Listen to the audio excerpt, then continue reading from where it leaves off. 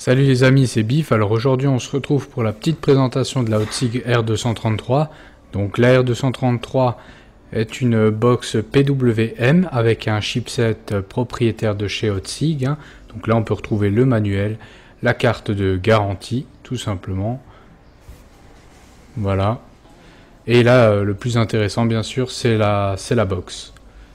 Donc là moi j'ai pris la finition en noir.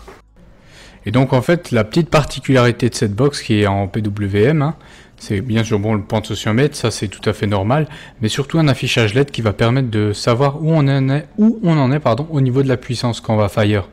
Donc comme indiqué sur la photo, la lumière devient verte entre 10 et 60 watts, ensuite bleu entre 61 et 120, rouge entre 121 et 180, et ensuite c'est un mix de toutes ces couleurs entre 181 et 233. Donc c'est un petit indicateur sympa qui permet de savoir où on en est.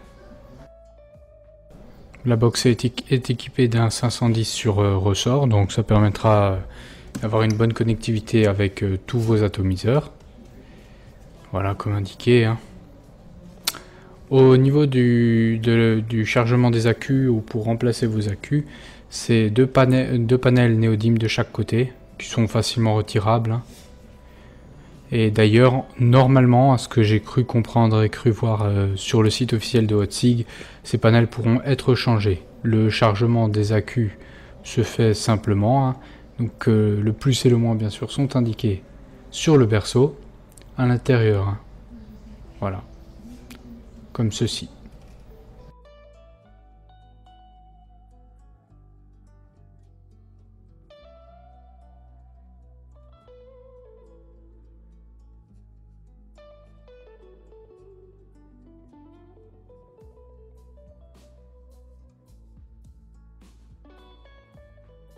Petit plus aussi en faveur de cette box, il y a 4 témoins de charge lumineux en fait qui permettent de savoir où on se situe à peu près au niveau de la charge des batteries.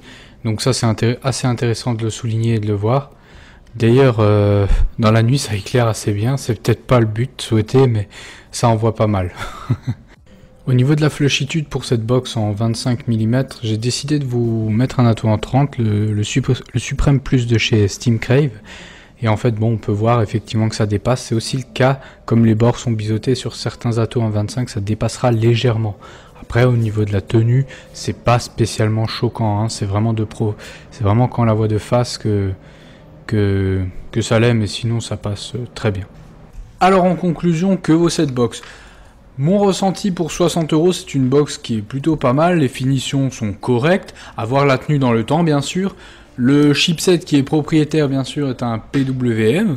Le rendu est punchy, ce qu'on peut attendre tout simplement d'un PWM. Je trouve ça assez sympa. Là, moi je l'utilise quand même sur une plage de puissance assez basse par rapport à ce qu'elle peut fournir. Je n'ai pas essayé de la pousser au maximum. Et je peux vous dire que c'est plutôt pas mal. Donc là par exemple, en l'occurrence j'ai deux petits JTR des Aliens qui sont à 0,18 ohms, qui sont montés dedans. Et par rapport à la vape de MySX, par exemple, ça envoie bien plus. Je vais vous le montrer tout de suite.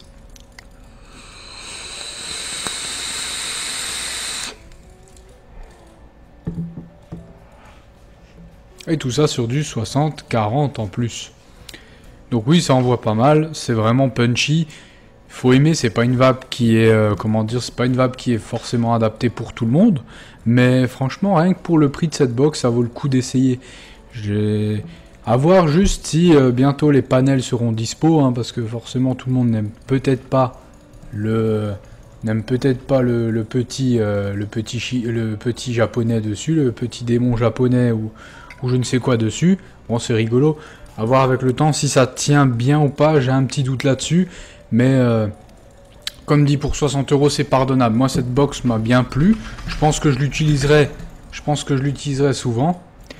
Et puis voilà, j'espère que cette mini revue vous aura plu. Et comme je le dis toujours, je vous souhaite une bonne journée, une bonne soirée et une bonne vape. Salut à tous!